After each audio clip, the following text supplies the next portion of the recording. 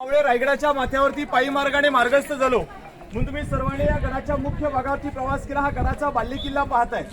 पायी आल्यामुळे आपल्याला सर्वांना पालखी दरवाजा पाहायला भेटला की नाही? या पालखी दरवाजाला जुन्या काळातल्या 32 पायऱ्या पाहिल्या। आपण ज्या पायऱ्या चालल्या त्या फक्त 6 इंचच्या आहेत, पण या पायऱ्या पाहिजे तर 1.5 फुटाच्या पाहायला भेटतात की नाही? त्या काळात लोक 7 फुटापेक्षा जास्त हाईट होते।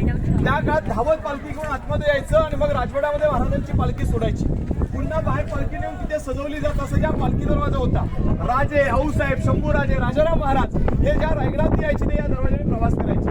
जर का तुम्ही रोपवेने आला असता त्या गडावरती, रोपवेच्या अवघ्या 4 मिनिटांमध्ये आल्यानंतर 128 पायऱ्या चढाव्या लागतात। 128 पायऱ्या चढल्यानंतर जो पहिला गेट लागेल त्याचं नाव आहे मेणा दरवाजा। मेणा आणि पालखी एकत्र होतात। मेणा पॅक बंद आणि पालखी ओपन होती। राजाच्या राण्या सूर्योदय सूर्यास्त पाहिला, पॅगाबंद मेण्यामध्ये बसायच्या, पलीकडच्या गेटने येणं जाणं चालायचं म्हणून त्याला मेणा दरवाजा म्हणतात। सर या 2 गेटच्या मध्ये ही जी काही भिंत तुम्हाला दिसते का सर, या भिंतीला संलग्न एकाला एक लागून 6 महल आहेत। राण्यांच्या महलाचा भाग म्हणून ओळखलं जातं। मग छत्रपती शिवाजीराजांना राण्या किती होत्या कोणाला माहिती आहेत का?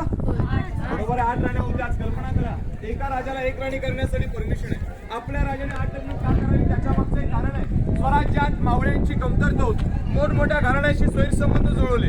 मोहिते, इंगळे, गायकवाड, जाधव, विचारे, शिर्के घराण्याशी स्वैरसंबंध जुळवले। ते सोयरे आपल्या विरोधात लढा देऊ शकत अशा 8 राण्या केल्या। त्या 8 राण्यांची नावं ऐकवतो तुम्हाला। सईबाई, सोयराबाई, काशीबाई,